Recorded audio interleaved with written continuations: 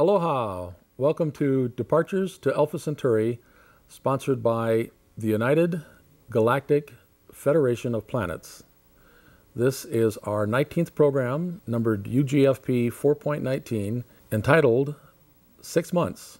The book that I'm going to read from tonight is called Humanity on Trial.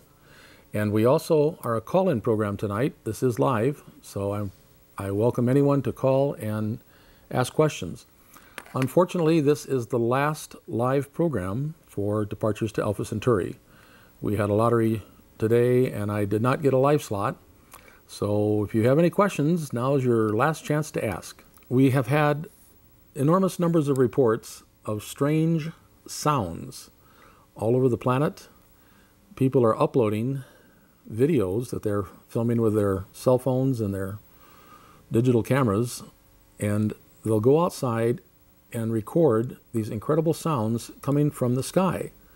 But there's nothing in the sky. There's just clouds or clear sky. But they are definitely hearing sounds. And I would very strongly encourage you to Google those two words, strange and sounds. There we go. Live 616. And the two phone numbers are here. And I promise I will watch the keyboard in case somebody does call. Try to catch your incoming calls. Well, these sounds are described as anything from timpanis and gongs and chimes, oboes, flutes, and trumpets. And there was even one guy who's a recording engineer who taped the sounds that he heard and then ran them through his electronic device, his synthesizer or something, and determined that he was hearing 4 trumpets all playing in harmony. Well, there's some significance to that, but we won't get into it. And that brings me to another subject. As you can see, I have on a Hawaiian shirt. This is a level 1 program. This is a PG-13 program in which no one should be offended, but parents are cautioned that young children younger than 13 might be upset by it in some way. I don't think that'll happen tonight. But in this program, we do not talk about anything divine. In the past programs, of which there are like 26, and you can get all of these on YouTube, if you just Google the 4 letters UGFP, which stands for United Galactic Federation of Planets, then it'll take you to my YouTube website that has these 26 videos that have been filmed over the last year and a quarter. Tonight's program will deal with 2 of those in particular, the Ships 1 and Ships 2 programs. So let me get to this book. The name of the book is in the background, Humanity on Trial. I'll give you a better view of it. It shows the Earth that was taken from one of the Apollo flights and a bunch of people. And I also have oh, that's not going to work with a green screen. You can't have blue when you have a green screen. You see that? Isn't that exciting? The Earth is blue, and when I use this in front of you guys, then the green screen comes through, which is the background behind me. Now, this is the book, and on the back it talks about humanity on trial. It says, in a medium-sized city in northwestern Ohio, 12 senior college students have an encounter with a visitor from the planet Venus. The visitor, known as Vice Commander Cal Thorson, contacts college student Timothy Thompson and asks him for help in gathering a team of bright and developing senior students to conduct research on issues reflecting the behavior of mankind on this planet. The team goes to work to finally present their research findings at a group meeting. The issues they discuss are behaviors that violate, whoops, that wasn't supposed to be there, violate the laws that are leading to the civilization down the path of destruction. And remember, I said this is a level 1 program, and we do not talk about God. And the name of this author on the front of the book is Neil Thomas, but I know him as, Neil Titus.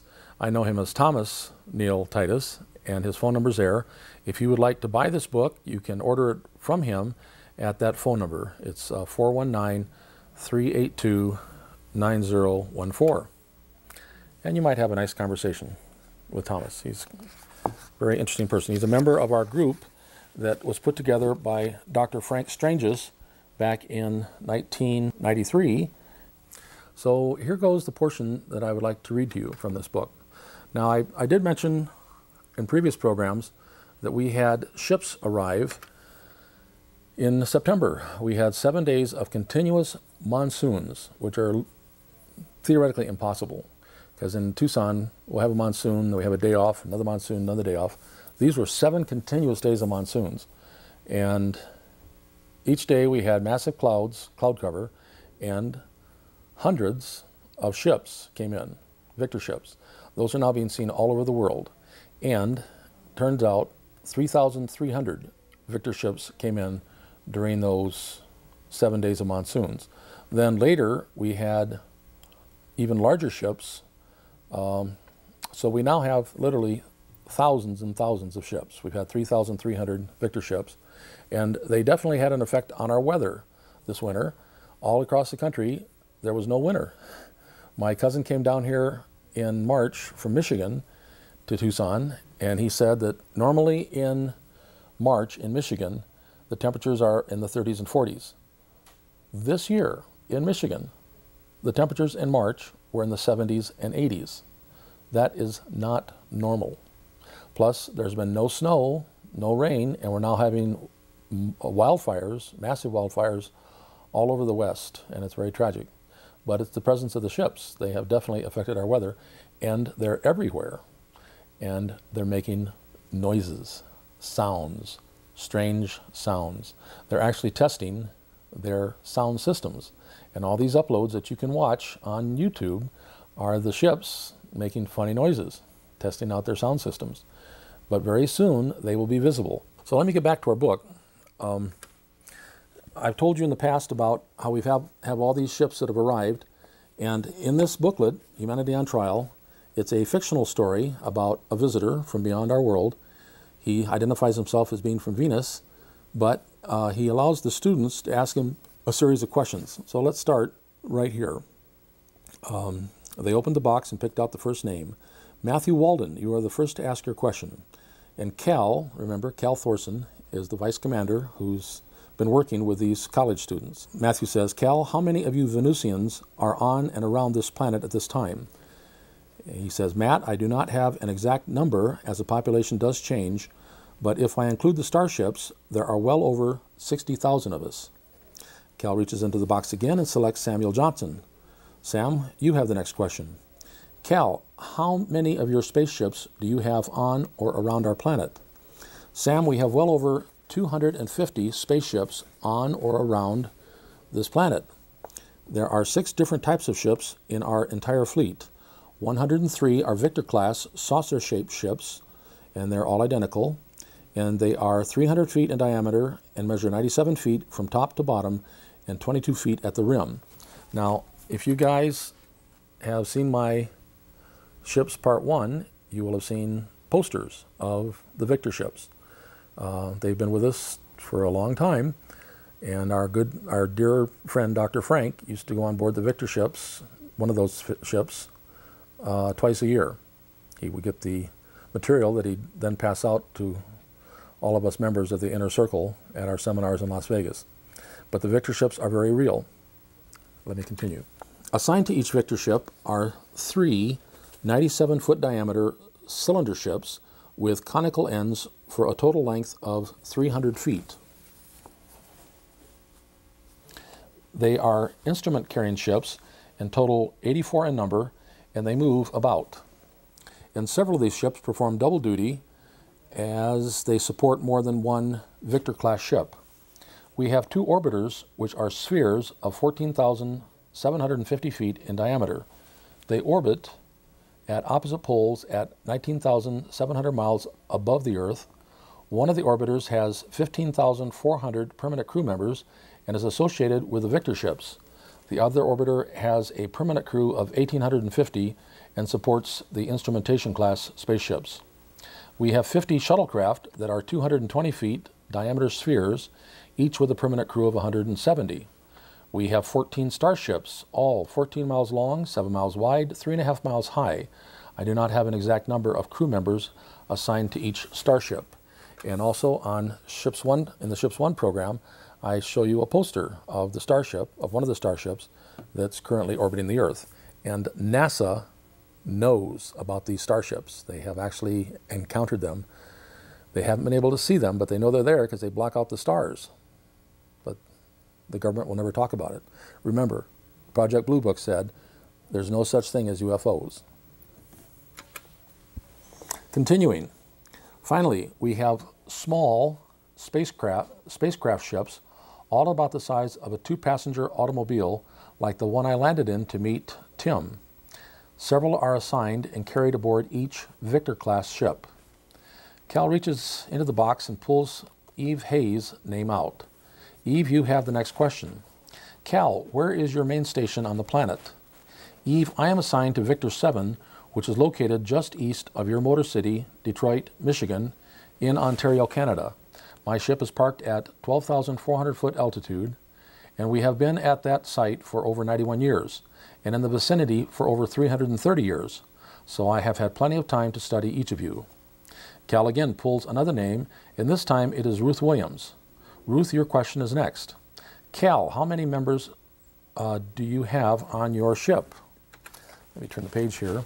Now remember, this is a book of fiction, but all these descriptions are true. These came directly from Commander Valiant Thor.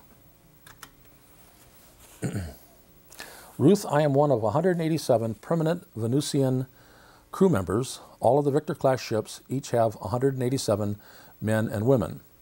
Cal continues to speak. Tim, will you please pull out the next name? Tim responds, yes, I will. Tim shakes the box again and then pulls out Teresa Cunningham's name and hands it to Cal. Teresa, your question is next. Cal, are there any Venusians married to Earth people? Teresa, there is only one marriage on record, and it is classified information, and the Earth person is extremely spiritual.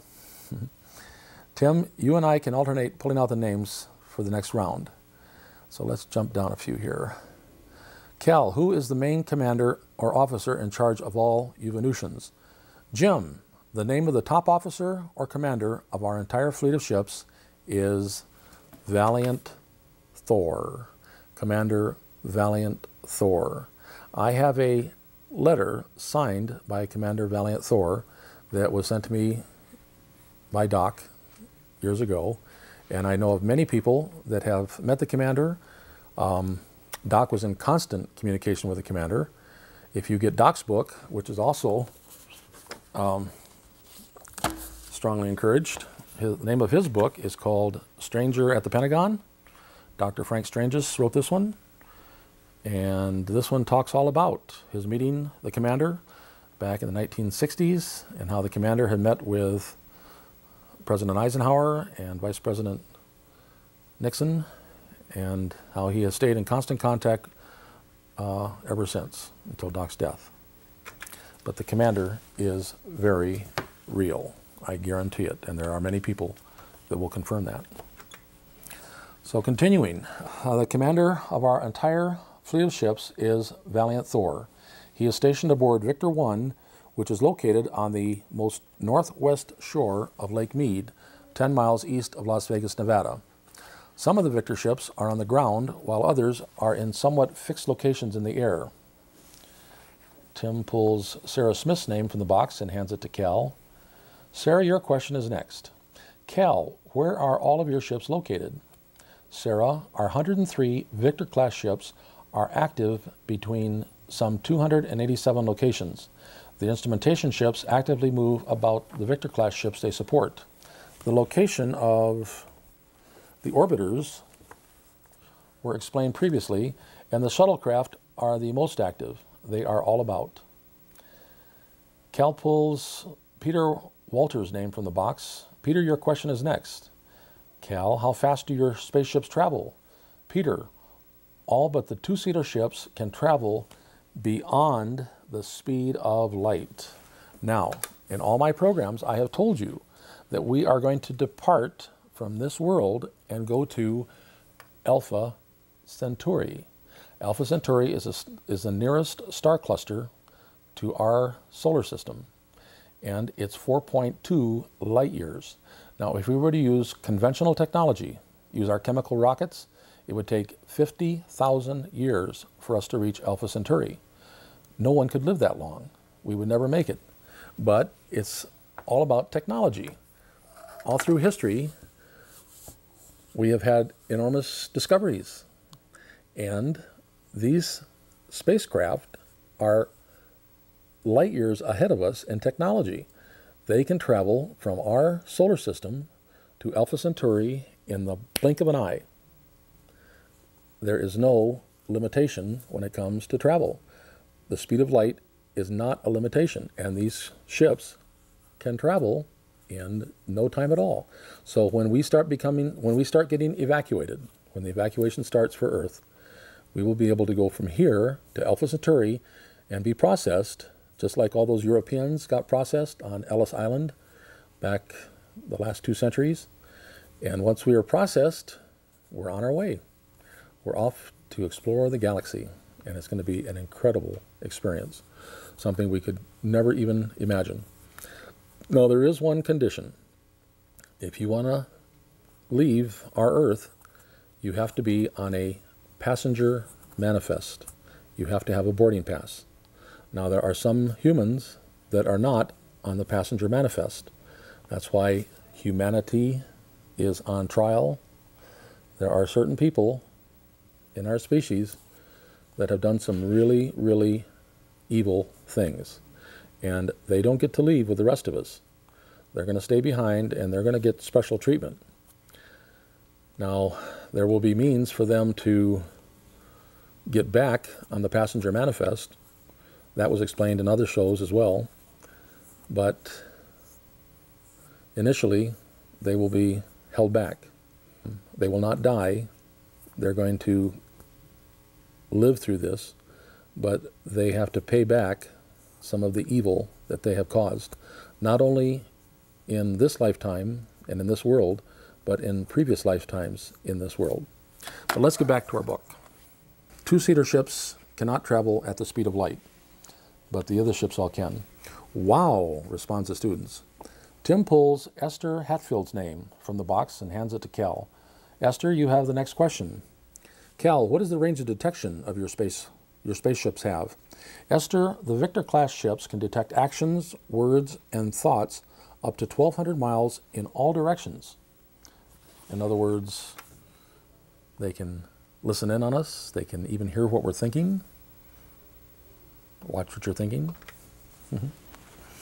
The instrumentation ships to the Victor-class ships have greater surveillance capabilities since they move about fast and are Johnny on the spot and can communicate with any ship at any time.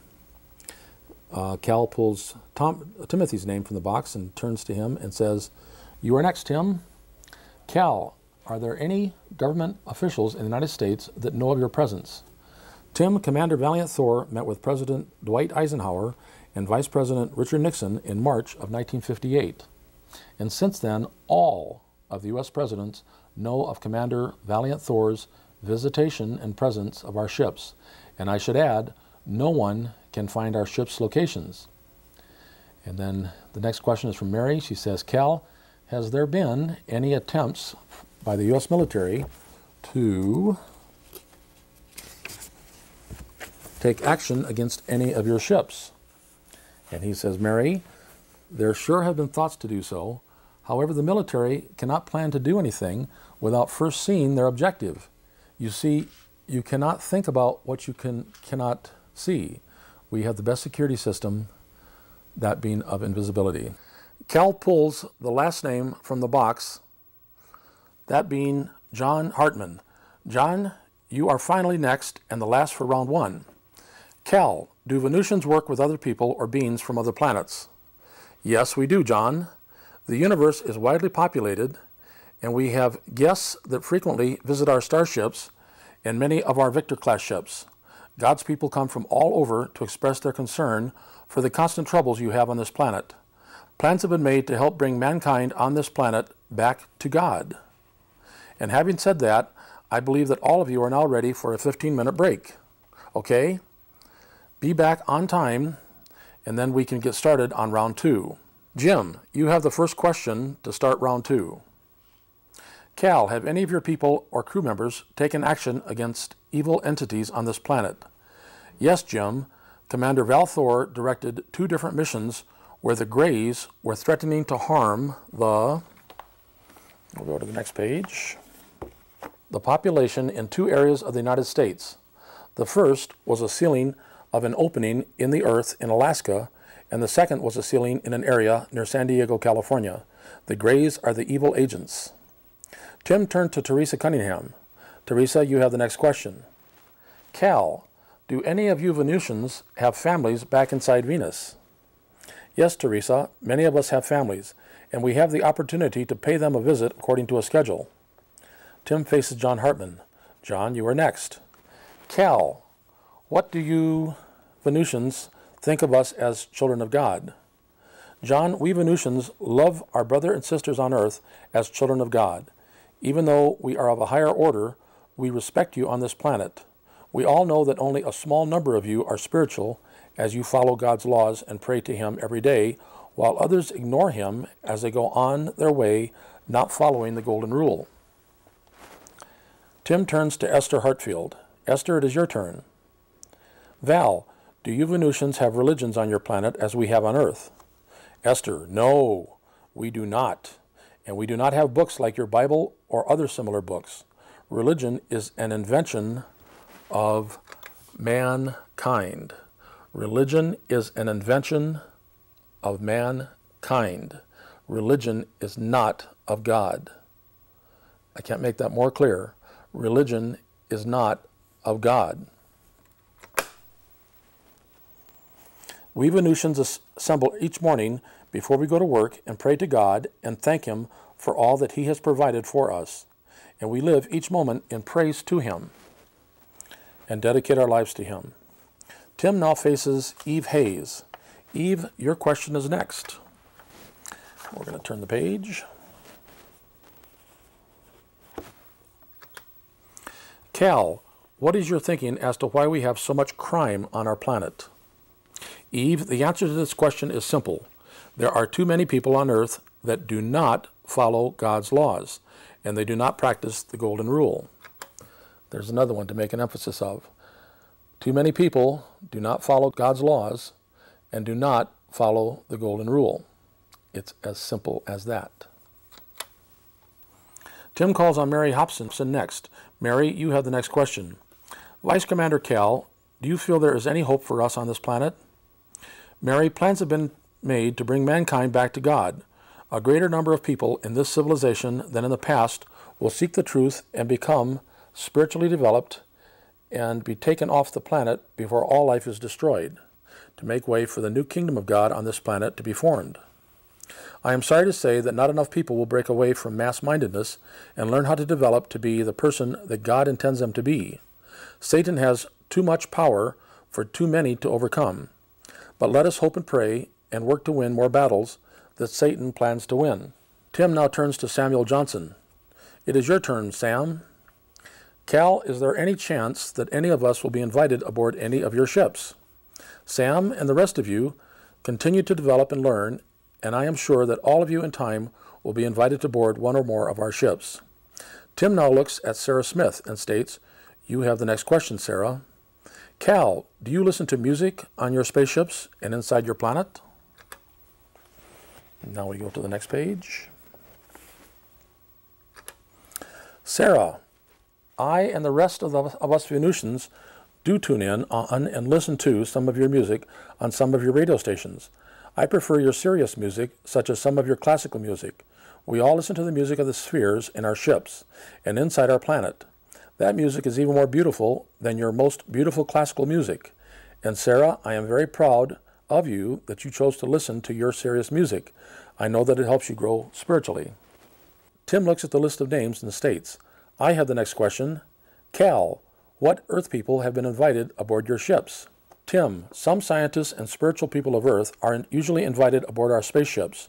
No government official of any country has been extended an invitation to board our ships. We work with men and women of God. Tim calls on Matthew Walden next. Matt, you're next. Cal, does your planet have any form of government, and if so, what kind? Matt, we have a council of 12 men and women who represent 12 areas within our planet. They oversee the smooth operation of everything that goes on inside our planet. We do not have the problems that you face on this planet. Our world is a perfect world. Tim turns to Peter Walters. Peter, it's your turn to ask a question. Cal, have any of your ships been threatened by extreme weather conditions that we have on this planet? Peter, all of our ships are completely immune to any and all types of storms and weather conditions you have on this planet. We have a protective shield that protects our ships from everything, including any and all types of bombs and so-called death rays. Death rays? Does mankind have death rays? I would hate to think. Tim faces Ruth Williams and states, Ruth, your question will finish the second round. Cal, do your crew members take vacations? Ruth, we Venusians also take time out for fun and relaxation. All ship crews have schedules for such events, and from time to time we can get support from other Venusians as well as from highly trained people from other planets. Some of the training is done aboard the Victor-class ships, but most of the instruction occurs aboard the starships. After answering the last question of round 2, Tim and Cal confer and agree that it is time for a lunch break. The students are asked to get lunch and use the restrooms if necessary. Tim and the rest of the students leave the room discussing the information they have received. Cal told the students that he only eats once a day and would remain in the room alone for a few moments and then leave to conduct some business for a short while. The 45-minute break came to an end, and Tim returned to the room first to see Cal with sheets of paper in his hands. Cal informed Tim that he had more information to pass out to all of the students. He said that as soon as all the students were settled down, that he would inform them of it, and very shortly the students filed into the room, still discussing Cal's answers. When the last student had settled down, Cal nodded to Tim and then spoke to the seniors. My friends, I have further information to give you, but I will wait until we have completed round 3. Cal spoke to Tim. Tim, you may continue to call their names for this final round. Now we move to page 131. Tim began. Eve, you will ask the first question for this final round. Cal, do you know when this civilization will come to an end? Eve, I do not know, and none of the rest of the angels know when this will happen. Only God knows, and the God in the flesh, our Lord and Master Jesus Christ, knows when it will happen. It could be sooner or later, depending upon the behavior of mankind on this planet. We angels would like to see earthlings live a good and better life before it happens. Tim faces Esther and speaks. You are next, Esther. Cal, do you have animals that live inside your planet? And do other planets in the universe have animals? Esther, yes to the first part, and yes to the second part of your question. We have animals unlike you have ever seen before, and they communicate with us. The animals on other planets communicate with people. Wouldn't that be nice if that was the case on our planet, in our world? The same is also the case for animals that live on other planets. They speak to the people in the same language, and there is wonderful harmony between the animals and the people. Tim turns to John. You are next, John. Cal, do you have shopping malls on your planet? John, yes we do. Our shopping malls are vast and are built at different levels. And to answer the question you have in your mind, we do not have a monetary system as you do here. We earn credit points for our labor. For each unit of work we do, we earn credit points that go toward the purchasing of goods and services. Everyone is wealthy inside our planet. Wouldn't it be nice to have a world where the rich aren't always trying to get richer, where everybody is equal, where everybody has the same amount of wealth, where no one starves, where there's no poverty, where everybody's taken care of, where it's not about me and only me? Tim faces James. Jim, you have the next question. Cal, how old do you Venusians get to be? Jim, we can live for thousands of years. However, we do not age beyond the 30s according to Earth years. And for those of you that have seen my other programs, you may remember that Commander Valiant Thor is always 30 years old. He was 30 years old in 1929 when he wrote the book Outwitting Tomorrow. He was 30 years old in 1958 when he met with President Eisenhower and Vice President Nixon. He was 30 years old when he met with Doc over a period of 50 years, and he's still 30 years old today. Cal, may I ask how old you are? And Cal replies, Jim, I am 39 years of age. Do you catch the humor in that? Do you remember a comedian who was very famous in the last century, who was always 39 years old? He was always celebrating the anniversary of his 39th birthday. I think his name was Jack Benny. And PBS has been running a great documentary about his life, which is something I recommend watching. He was quite a guy. Jim, I am about 39 years of age. The students laugh, as does Cal. I am about 1,200 Earth years old. Tim points to Mary Hobson and states, your turn, Mary. Cal, who assigned Commander Thor to come to Earth? Mary, our God in the flesh, Jesus Christ, created and assigned Commander Thor to come to this planet with a chosen team to study a way of bringing mankind back to God. You will receive more information on this later. Tim points to Matthew Walden and asks for his question. Matt, let us hear your question. Cal, does Commander Thor work with Earth people on a regular basis? Yes, Matt, he does. The information I will pass out to you will contain your answer. Tim approaches Peter and requests his question. Cal, since Victor 1 is the flagship of your entire fleet, do the vice commanders have special or different assignments than vice commanders aboard other ships in the fleet? Peter, yes, they do. Since Commander Thor is the top officer and leader, he assigns his vice commanders to work closely on projects relating to the training of certain Earth people and people from other planets who have come here to offer their help. And we go to the next page. This planet is known around the universe as a troubled planet. Study the sheets of paper I will be passing out to you later. Tim faces Ruth and asks her to present her question to Cal. Cal, do any of your ships return to Venus on a regular basis? Ruth, there are scheduled trips for many ships in our fleet. Since our ships can travel faster than the speed of light, our crews can be kept well supplied with food and material, while other matters can be attended to in a very short period of time. Tim now calls Samuel Johnson and asks him to present his question. Cal, do any of the militaries on this planet know where your ships are located? Sam, most governments and their militaries know of our presence and our approximate sites, but they do not know of our exact locations. They cannot find what they cannot see. Tim calls on Sarah Smith for the next question. Cal, as a follow-up to my last question, what do you think of the music that Earth people listen to on this planet? Sarah, we angels do not judge people by what they listen to or what clothing they wear. We do take notice of their behavior. I will, however, express myself as to what affects me when I listen to your music. I find your serious and classical music most spiritually uplifting. Most of your music is fun to listen to and entertaining. However, some of it will forever keep you earthbound. Also, I must add that some of it is very bad for human growth and development, and I believe you know what I mean. Can you guess what he's talking about?